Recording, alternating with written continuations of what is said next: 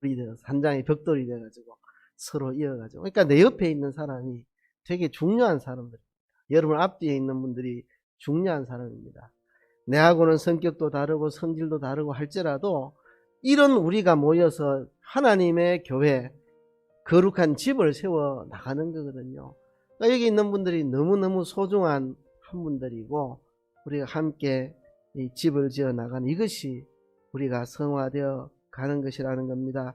그래서 오늘 오전 베드로전서 2장 1절에도 시작에 모든 악독을 버려라. 모든 계율과 시기와 이런 것들을 다 버리라. 신령한 집으로 세워지기 위해서 하시는 그런 말씀이죠. 그래서 오늘 오후에는 교회 공동체를 세워가는 데 있어서 중요한 원리 하나를 소개하고자 합니다. 오늘 설교 제목이 경쟁에서 협동으로입니다. 경쟁에서 협동으로. 저는 이 부분에 대해서 아주 사무치도록 간절한 마음을 가지고 있습니다. 경쟁에서 협동으로. 이게 교회 공동체를 세워나가는 중요한 원리입니다. 이 교회만이 아니라 우리 사회도 마찬가지입니다. 지금 우리나라가 경쟁으로 치닫고 있습니다. 경쟁으로. 나라 망하게 하는 길입니다. 나라 망하게 하는 길.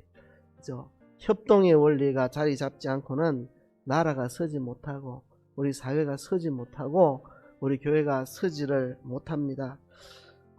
오늘 야고보서 4장 1절에서 10절을 오후에 읽었는데요.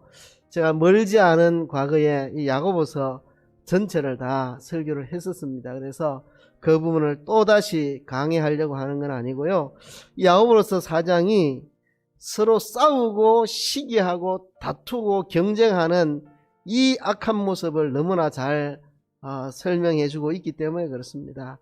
오늘 본문 4장 1절에 보면 너희 중에 싸움이 어디로 다툼이 어디로 쫓아나느냐? 너희 중에서 싸우는 정력으로 쫓아난 것이 아니냐?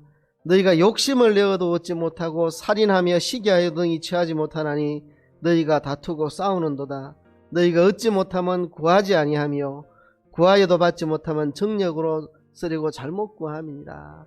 이 그리스도인들이 옛사람을 버리지 못하고 여전히 옛습관 가지고 서로 싸우고 시기하고 경쟁하고 다투는 이 악한 모습에 대해서 본문이 잘 드러내고 있어서 이 본문을 읽었습니다. 그래서 이 본문을 통해서 경쟁에서 협동으로 가는 우리의 삶의 원리를 좀 소개하려고 합니다. 지금 우리나라가 극한 경쟁으로 치닫고 있습니다. 우선 정치권에 목숨을 건 경쟁을 하고 있습니다. 네가 죽냐 내가 죽냐, 네가 정권을 잡냐 내가 정권을 잡냐, 누가 권력을 잡느냐를 놓고 진짜 박 터지는 싸움을 하고 있습니다. 흔히 치킨 게임이라 그래 말하죠. 그죠? 마주보고 달리는 열차처럼 지금 우리 정치판이 극한 경쟁으로 치닫고 있습니다. 그래서 전 국민들이 다 빠졌으면 이 싸움에서 빠졌으면 좋겠어요. 너끼리 싸우라고.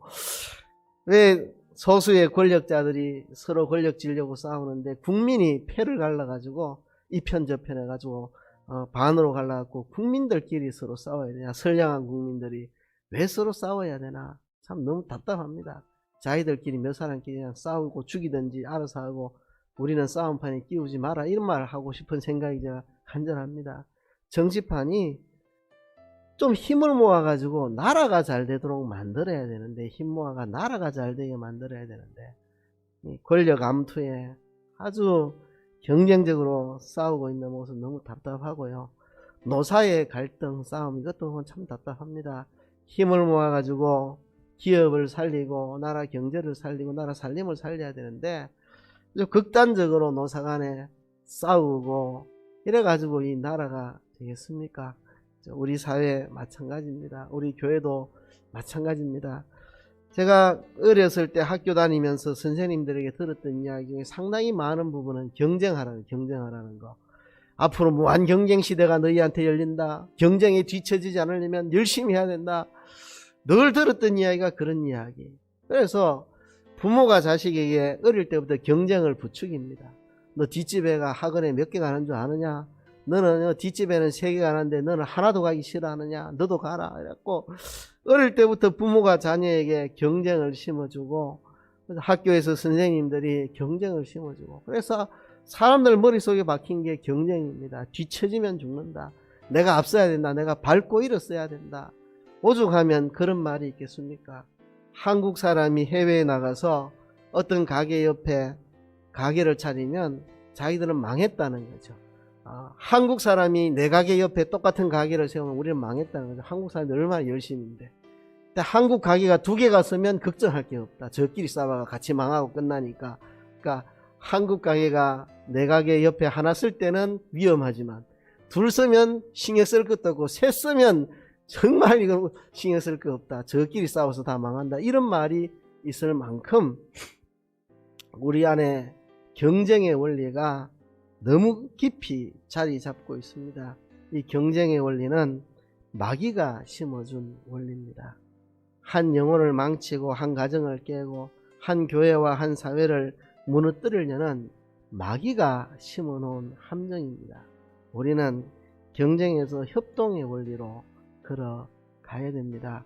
우리 남산교회가요, 뭐 사회적으로 돈 많은 사람 별로 없어도 또 뭐 권력 있거나 유명한 사람 별로 없어도 괜찮아요. 소박하게 그냥 소시민들이라도 우리가 협동하면요, 힘을 모으면 엄청난 일을 할 수 있습니다. 그러나요, 우리 교회에 뭐 돈 많고 사회적으로 뭐 이름 있고 뭐 신앙 좋다고 하는 네로라는 사람 아무리 많아봐야 경쟁의 원리가 이 속에 작동하면 우리 망하는 것밖에 없습니다. 그러니까 우리가 소박하지만 우리끼리 힘을 모으면 거기에 하나님이 기뻐하시고 역사하시면 얼마든지 위대한 일들을 이루어 갈 수가 있습니다.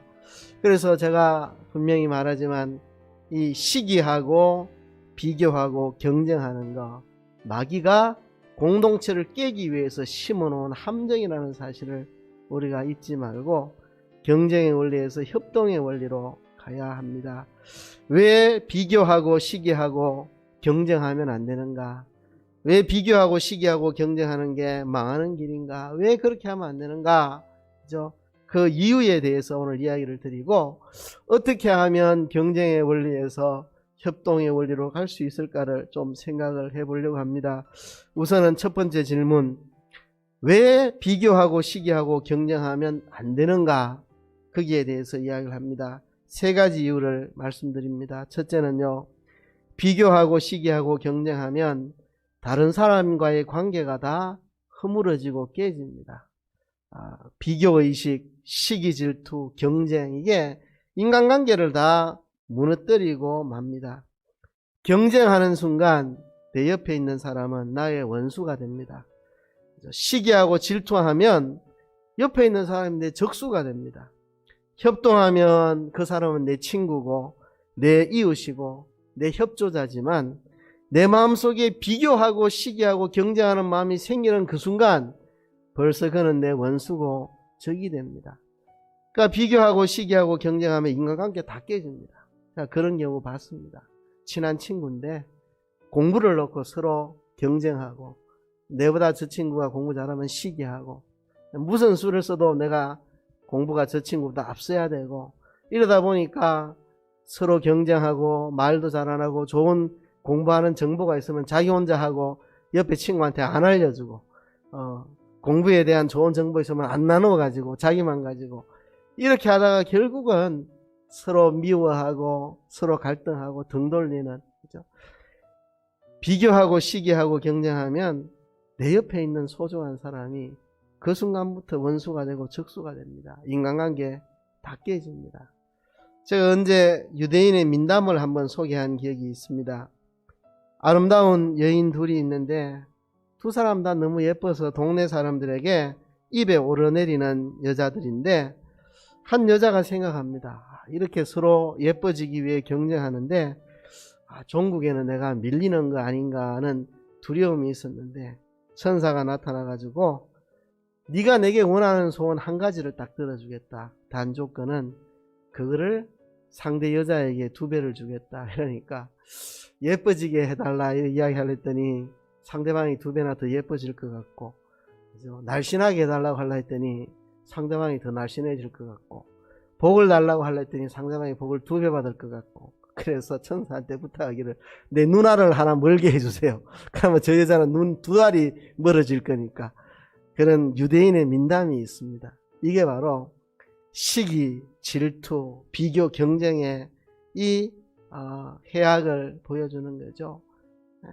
경쟁하고 시기하고 질투하면 모든 사람이 다 내 원수가 되고 내 적수가 됩니다. 모든 사람은 다 원수가 되고 적수가 됩니다. 그죠?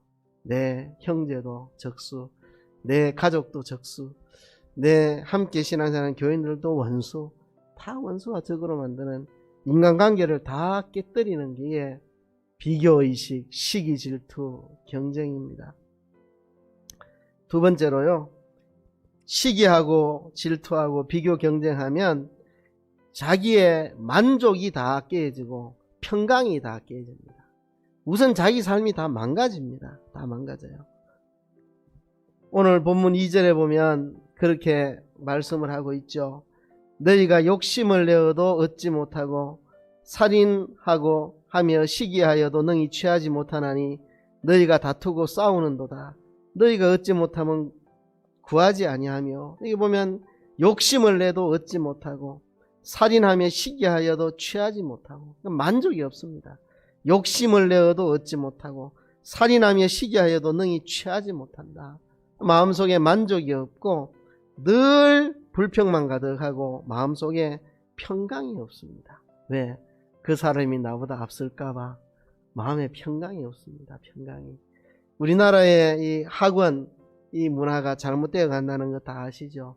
너무 지나치게 부모들이 학원을 의존하고 자식들을 학원에 많이 보내려고 그렇게 경쟁하는데요. 이게 다 불안 심리 때문에 그렇습니다. 누구 한 사람 학원 보내기 시작하면 뒤처질까봐, 내 아이가 뒤처질까봐 불안해가 나도 보내야 되고, 근데 옆집에서 2개 보내면 나도 불안해가 나도 2개 보내야 되고, 옆집에서 3개, 4개 보내면 나도 불안해서 3개, 4개 보내야 되고, 이 마음에 평강이 없어요. 평강이요. 제가 청주교회 목회할 때 한 여집사님이 솔직하게 고백을 하더라고요. 우리 집 아이들도 학원에 여러 군데 보내는데요, 정말 다 보내기 싫어요. 보내기 싫어요. 근데 왜 보내느냐 하면 불안해서 보낸다. 왜?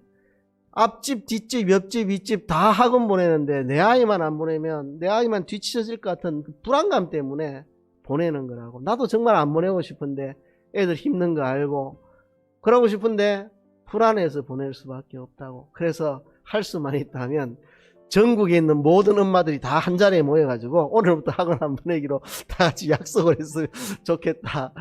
안 그러고는 나는 안 보낼 수가 없다. 다른 사람 다 보내니까, 앞집 뒷집 옆집 다 보내니까 내만 안 보내면 왠지 뒤처질 가서 불안해가지고 못 견디겠다. 그래서 학원 보내는 거다. 전국의 아줌마들이 다 모여가지고 약속해서 애들 안 보내면 좋겠다. 그러면 나도 안 보내겠다. 솔직한 고백을 어느 여성노님이 하시더라고요.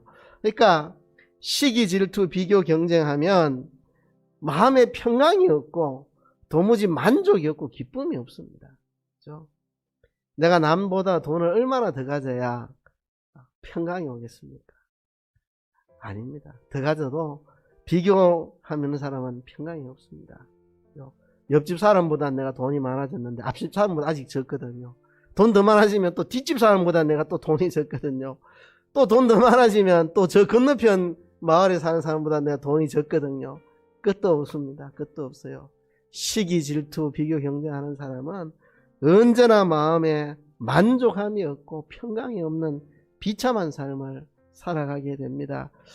정신도 병들고요. 정신도 병들고 몸도 상하고 병들어 죽습니다. 이 정신도 병들고 몸도 병드는 시기, 질투, 비교, 경쟁, 이 만국병에서 벗어나야 됩니다. 그 음악가 모차르트의 생애를 영화로 만든 아마데우스라는 영화에 보면 이 안토니오 셀리에라는 사람이 나옵니다.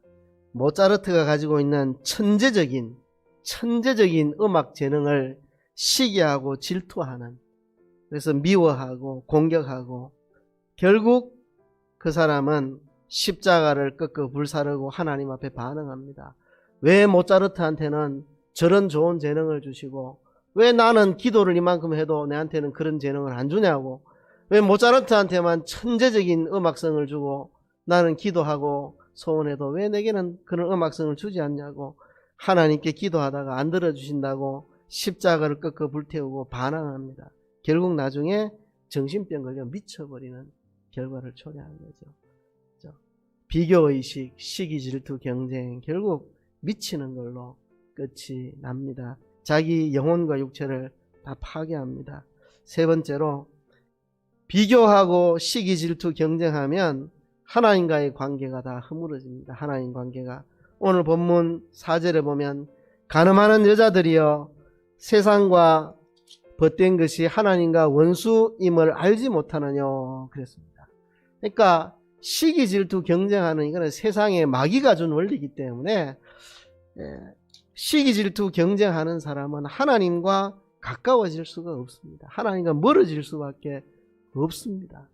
하나님과 가까워지면 감사가 있고 기쁨이 있고 화목이 있고 서로 우애하고 서로 협동하고 힘을 모으고 그렇게 나가는데 결국 세속적인 생각, 이 비교 경쟁하는 게 자체가 세속적인 거.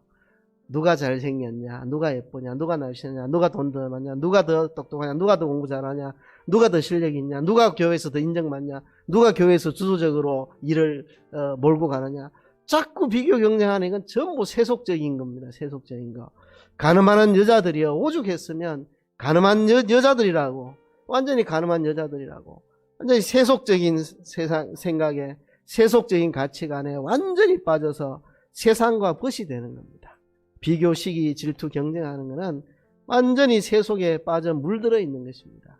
그래서 가늠하는 여자라고 주님이 칭할 만큼 세속에 빠져 있는 겁니다. 하나님과 원수임을 알지 못하느냐. 하나님과 원수가 되는 겁니다. 세속적인 가치관으로 서로 비교, 경쟁, 시기, 질투 하는 이거 하나님과 원수가 되는 겁니다. 세상과 짝하고자 하는 자는 하나님과 원수가 된다. 그러니까 시기, 질투, 비교, 경쟁을 벗어나지 못하는 한 하나님과 가까워질 방법이 없습니다. 믿음이 자랄 수가 없습니다. 왜 우리가 비교, 시기, 질투, 경쟁에서 벗어나서 협동으로 가야 되느냐? 세 가지 이유. 인간관계 다 깨집니다. 내 주변에 있는 사람 전부 다 적이 됩니다. 다 미움의 대상이고 다 원한의 대상이고 저 사람 때문에 내가 사랑받지 못하고 저 사람 때문에 내가 교회 중심에 못 서고 저 사람 때문에 교회에서 내가 인정을 못 받고 저 사람 때문에 내가 상대적으로 박탈감을 느끼고 모든 사람들이 미워지는 경쟁자로 바뀌고 자기 자신이 만족이 없고 평강이 없고 병들고 하나님과의 관계도 다 깨지고 결국 이 경쟁, 시기, 질투 이런 것들은 마귀가 공동체를 깨려고 심어놓은 독소와 같은 것입니다. 거기에서 벗어나서 우리는 협동의 원리로 가야 합니다. 협동의 원리로. 협동의 원리로 가는 게 구체적으로 어떤 것인가? 오늘 본문에 보면 하나님의 능하신 손 안에서 겸손하라. 교만을 물리치고 겸손하라. 계속해서 본문에 겸손하라고 말하는데 이게 이제 협동의 원리입니다. 협동의 원리로 살아가려면 겸손한 자가 되어야 합니다. 이 겸손하다는 삶의 모습을 제가 오늘 두 가지로 한번 표현을 해보려고 합니다. 겸손한 자리로 내려가서 서로 손에 손을 맞잡고 협동하기 위해서 우리가 가져야 될 두 가지 태도입니다. 한 가지는 자신의 가치를 알아야 됩니다. 자신의 가치. 내가 얼마나 소중한 사람인지, 돈이 많지 않아도 내가 얼마나 소중한 사람인지, 내가 남보다도 미인이 아니라도 내가 얼마나 소중한 사람인지, 내가 남보다도 재주가 능하지 않아도 얼마나 소중한지 자신의 가치를 알았으면 좋겠습니다. 제가 앞에서 이렇게 내려다보면 여러분 한 사람 한 사람 좀 너무 소중합니다. 한 분 한 분 보면 참 다 믿음도 좋고 인품도 괜찮고 다 괜찮은데 문제는 다 좋은 사람들이 서로 협동을 잘 못한다. 이게 좀 아쉬움인데요. 여러분들이 여러분 자신의 가치를 너무나 잘 깨달았으면 좋겠습니다. 늘 하는 이야기입니다. 다른 거 없습니다. 우리는 하나님의 영원전에 택함을 받은 자 얼마나 소중합니까? 돈이 많아야 소중합니까? 돈 그게 뭐라고? 난 하나님의 택함을 받은 자인데 그 하나로 나는 그냥 소중한 사람입니다. 내가 공부를 잘하거나 못하거나 머리가 나빠고 공부 못할 수도 있지만 모두가 다 공부를 잘하고 머리 좋아야 됩니까? 그죠? 그렇지는 않죠. 그죠? 다 그대로 소중한 사람들입니다. 소중한 사람들. 그러니까 자꾸 남하고 비교해가지고 자신을 가치 있는 존재로 느끼려고 하면 안 됩니다. 절대 남하고 비교하지 말고 하나님 앞에서 내가 얼마나 소중한 존재라는 걸 알아야 됩니다. 여러분, 자두가 좋은 과일입니까? 오렌지가 좋은 과일입니까? 자두하고 오렌지하고 비교한다는 자체가 우스운 일이죠. 그죠? 자두는 자두대로 맛있고 오렌지는 오렌지대로 맛있고, 참고로 아내는 자두를 좋아하고 저는 오렌지를 좋아합니다. 어느 게 옳으냐? 그럼 바보 같은 질문이죠. 자두는 자두라서 새콤하게 맛있고 오렌지는 오렌지라서 오렌지의 독특한 맛이 있고, 하나님이 오렌지는 오렌지로 아름답게 만드셨고 자두는 자두대로 만드신 겁니다. 왜 자두하고 오렌지가 네가 좋은 과일이냐 내가 좋은 과일이냐 서로 비교하고 막 자두가 오렌지보다 작다고 막 시험 들어가지고 막 울고, 오렌지가 자두보다 색깔이 연하다고 하나 왜 색깔이 좀 진할 수 없을까 하고 이렇게 서로 그럴 필요가 뭐 있습니까? 웃기는 일 아니겠어요, 그죠? 오렌지는 오렌지라서 아름다운 거고 자두는 자두라서 아름다운데, 여러분 모두가 다 그런 존재들이라는 겁니다. 하나님께서 여러분들을 왜 만들었습니다. 파란색과 빨간색 어느 게 좋은 색이냐? 웃긴 소리죠. 빨간색은 빨간색이라서 빨간대로 필요한 거고 파란색은 파란대로 필요한 거지. 그죠? 그래서 빨간불도 있고 파란불도 있고 다 그런 거죠. 다 빨간불이면 뭐 신호 구분도 안 가고 어떻게 삽니까? 그러니까 하나님이 우리를 다 아름답게 만들어 놓으셨는데, 그죠? 우리가 서로 비교하지 말자는 거죠. 토끼와 거북이. 토끼는 껑충껑충 뛰어가서 적이 나타나면 빨리 도망갈 수 있지만, 거북이는 느릿느릿해도 머리를 몸속에 쏙 집어넣어가지고 적에게 해를 받지 않는 또 특별한 재주가 있습니다. 토끼가 나으냐 거북이가 나으냐, 그 참 웃기는 이야기죠. 그죠? 토끼는 토끼대로 하나님이 아름답게 지으셨고 거북이는 거북이대로 아름답게 지으셨습니다. 하물며 그런 미물도 하나님이 그렇게 저마다 소중한 존재로 지었는데, 하나님의 자녀들인 우리 얼마나 소중하게 지으셨는데, 우리는 그런 거북이, 토끼, 자두, 오렌지, 빨간색, 파란색하고 비교할 수 없이 영원전에 그리스도 안에서 선택받고 예수님의 십자가 보혈로 씻음받은, 성령을 우리 안에 내주하게 해주신 그 은혜를 받은 하나님의 자녀들인데, 우리 자신이 얼마나 소중한데 자신의 소중함을 좀 알고 살았으면 좋겠습니다. 그리고 두 번째는 남의 가치를 알았으면 좋겠습니다. 남의 가치. 다른 사람을 좀 소중히 여길 줄 알았으면 좋겠습니다. 내가 소중한 만큼 다른 사람도 얼마나 소중한데, 하나님이 그도 하나님 형상대로 지었고 그도 하나님이 택하셨고 그를 위해서도 십자가에 죽어주셨습니다. 남의 가치를 인정해야 합니다. 남의 가치를. 저도 이제 사람 대하다 보면 어떤 사람이 좀 마음에 대하기 힘들고 또 어떤 마음에 안 드는 행동을 해서 싫어질 때가 있습니다. 그때마다 정신이 번쩍 드는 게, 내가 사랑하는 사람을 네가 와 그러는데, 이상호 목사 네가 와 그러는데, 내가 너무나 소중히 여기는 사람을 네가 왜 안 이롭게 보는데, 하나님 잘못했습니다. 그렇잖아요. 하나님이 나만 가치 있게 여기는 게 아니라 내 옆에 사람도 똑같이 가치 있게 여기는데, 남의 가치를 인정하는 훈련이 필요합니다. 그래서 상대방이 잘할 때 기뻐해주고 박수 쳐주고 함께 즐거워해주는 이런 훈련이 필요합니다. 하나님이 얼마나 좋아하시겠습니까? 그 사람이 잘할 때 하나님 얼마나 좋아하시겠습니까? 왜 내가 그 사람 잘하는데 시기 질투하고 불만 가지고, 하나님이 얼마나 좋아하시는데, 하나님이 그를 영원전에 택하여 하나님이 창조하시고 십자가의 피로 구속하여 예수님 믿고 거듭나 하나님의 자녀가 되게 하시는데, 왜 내가 그의 가치를 깔아뭉개고 시기하고 질투하고 그 사람 잘되면 배 아프고 내가 왜 그래야 됩니까? 하나님이 사랑하시는 그 사람. 그래서 나 자신의 가치를 알고 다른 사람의 가치를 인정할 수 있는 그런 사람이 되어야 됩니다. 내가 얼마나 소중한지를 깨달아서 누구랑 비교할 필요 없고 시기하고 질투할 필요 없고, 또 상대방이 얼마나 소중한 사람인지 깨달아서 그를 미워하거나 그와 경쟁할 필요가 없는 그런 마음가짐을 가질 때 협동하는 삶을 살아갈 수가 있습니다. 여러분, 질문 하나 하겠습니다. 아프리카에서 가장 무서운 짐승이 있는데 뭔지 아십니까? 아프리카에서 가장 무서운 짐승. 아프리카에 있는 모든 짐승 중에 가장 무서운 짐승. 개미입니다. 개미. 개미떼가 줄을 지어서 걸어가면 코끼리도 피하고 사자도 다 도망갑니다. 그 들어갔다가는 뼈다귀밖에 안 남습니다. 아프리카에서 제일 무서운 짐승은 개미떼입니다. 개미떼. 개미는 너무나 작고 사자가 밟으면 그냥 먼지도 안 남을 만한 존재인데 힘을 모으니까 수백만 마리 수천만 마리가 힘을 모으니까 코끼리고 사자고 개미를 당할 맹수가 없습니다.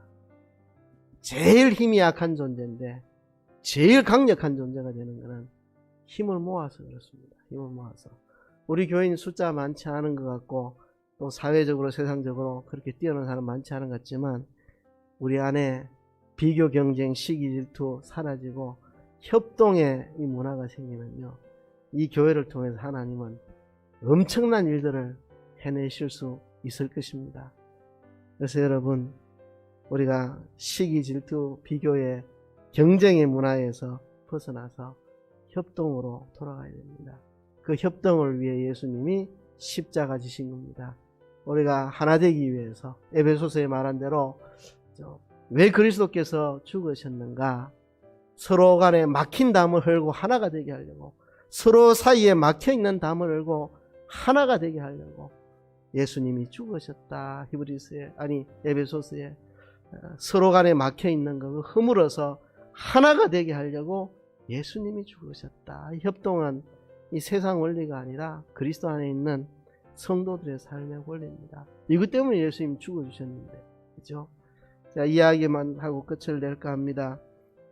제가 기독교 교육에 있어서 저의 스승이 되시는 양성은 교수님, 그분이 우리를 가르치실 때 늘 했던 게 있습니다. 절대로 개인 평가 안 하고 팀을 만들어서 조별로 점수를 줬습니다. 한 서너 명씩, 4명씩 조를 짜서 그렇게 합니다. 그래서 시험은 조별로 똑같은 점수를 받습니다. 내가 똑똑하다고 좋은 점수 못 받고, 내가 좀 못나도 잘하는 사람하고 끼어가지고 함께 점수 받을 수 있고,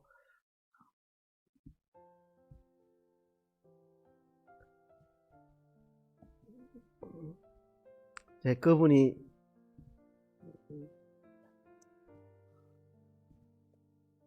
가르치고 싶어 했던 게 이겁니다.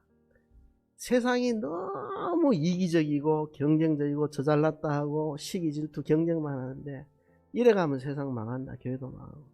그리스도 안에서 협동하는 원리를 배우지 않으면 기독교 사역자가 될 수 없다. 목회자가 될 수 없고 기독교 교육가가 될 수 없다.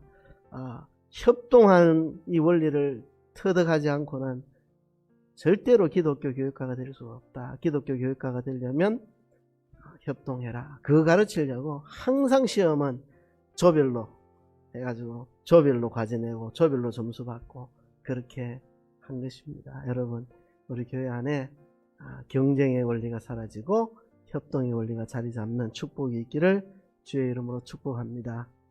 말씀을 생각하시면 다시 통성으로 기도하겠습니다.